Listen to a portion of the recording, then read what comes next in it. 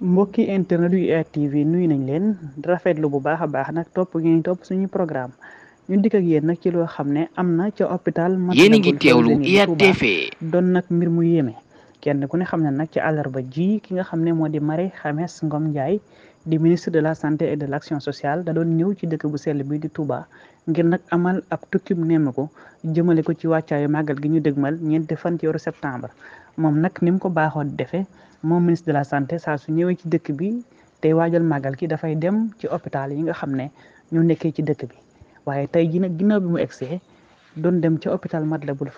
Fawzeyni mu jéewul dugg ca biir li ko waral nag ña nga xam ñoo fa nekk di ay liggéeykat te lëkkaloo ci li nga xam ne mooy syndicat unique des travailleurs de la santé et de l'action sociale ñu koy wax SUTSAS seen sous-section bi nekkee foofu ci hôpital ba ñoom ñoo ko teertoo ak ay morceaux yu xonq ak ay pancarte ñu ne nag ñoom du leen naqari la ñu am moo tax ñu teertoo ko noonu bëggoon bu ministre bi egsee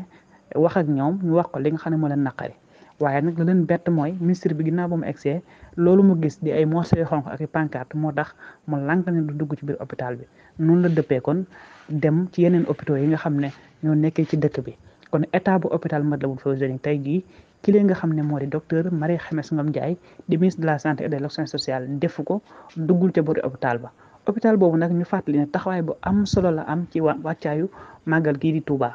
yéen a ngi teewlu IYAT TV dañuy amal ay consultation gratuite yoo xam ne dañ koy def di ko jagleel ñi nga xam ne di ay pèlerin di ci liggéey bu am solo kon tey jii bu fekkente ne ministre boobu ñëw na jël état boobu ne du ko def ngir bëggul gis morceau yu xonq yi nga xam ne moom lañ takk ñoom ñi nga xam ne liggéeykat ya fa nekk loolu doon na mbir mu doy waar taskatu xibaar yi nag ginnaaw bi loolu amee bi nga xamee ne Marie Khemesse Ngom Ndiaye di ministre de la santé mu ngi def point de presse laaj nañ ko mbir moomu noonu nan la ko gisee la mu xamle mooy xamut lan moo leen naqari waaye digal na ki li nga xam ne mooy directeur bu hôpital ba di Makhtar Lo ngir mu saytu ñooñu lan mooy seen jafe-jafe bu ko defee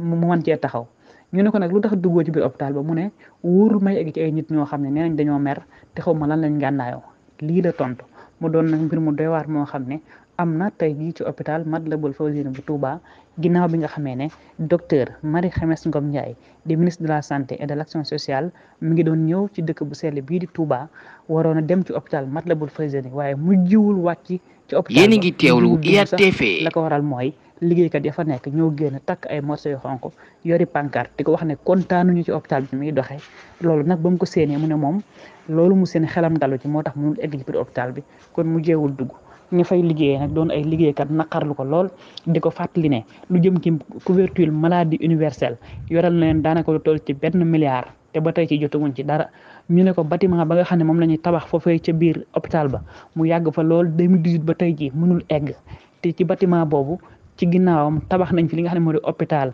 Cheikhul Khadim ba mu egg loolu ñu ne naqari na leen lool te nag jot na sëkk ñi nga xam ne ñooy kilifa yi jël ay matukaay jëmale ko ci hôpital Matlaboul Fawzeyni ak ña fay liggéeyee jafe-jafe yéen a ngi teewlu IYAT TV ñu taxaw ci saafara ko